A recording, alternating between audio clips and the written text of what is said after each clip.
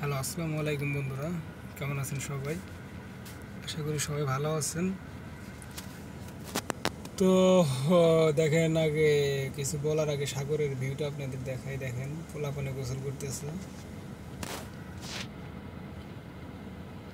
তো মরক্কোর ব্যবসা বাণিজ্য নিয়ে কিছু আলোচনা, এখানে কাজকাম নিয়ে বা মরক্কোতে এখানে ব্যবসা বাণিজ্য করা যায় কিনা এগুলো নিয়ে আজকে কিছু আলোচনা করব। সেটা হচ্ছে, দেখেন, মরক্কোতে চাকরির থেকে ব্যবসার অপরচুনিবিলিটি একটু বেশি আছে, কারণ এটা একটা ট্যুরিস্ট কান্ট্রি। এখানে আপনারা দেখা গেল যে রেন্টালের বিজনেসটা করতে পারেন, যেমন পোর্ট, বিল্ডিং ভাড়া লিজ নিয়ে বিল্ডিং বানালেন, অথবা এগুলো একটা ভালো একটা অপরচুনিবিলিটি আছে।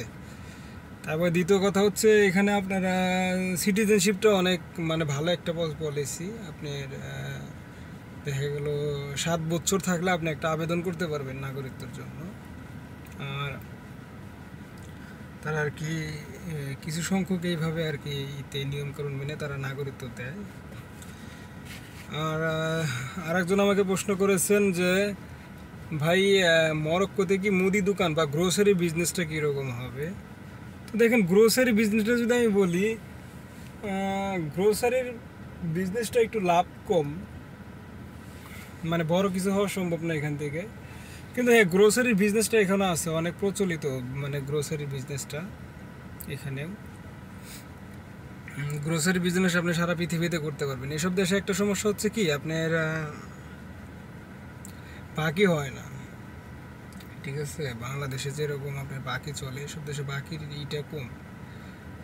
হ্যাঁ, এসব দেশে আপনি বিদেশের মাটিতে আপনার এইসব ব্যবসাগুলো করলে কি আপনি নগদ টাকা বিক্রি করে, তো সেই জন্য আর কি আপনাদের টাকা, লাভের টাকাটা বের করা যায় চালু চালু। বাংলাদেশে তো একটি তৃতীয় অংশ মানে মানুষ বাকিতে নিয়ে চলে যায় ঢাকা শহরে, বাকি নিয়ে তারপর টাকা দেয় না।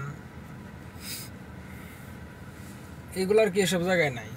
এগুলো থেকে বিরত থাকতে পারবেন, সমস্যা নেই। তো কিছু ভাই জিজ্ঞেস করছে যে মরক্কোতে কিভাবে আসবো। তো মরক্কোতে আপনারা যারা এসতেছেন তারা ট্যুরিস্ট ভিসা আবেদন করে আসতে পারবেন। যারা আলজেরিয়াতে আসছেন তারা ঢুকতে পারেন মরক্কো, সমস্যা নেই, বর্ডার ক্রস করে। এরকম আর কি, এভাবে আসে এসব দেশে।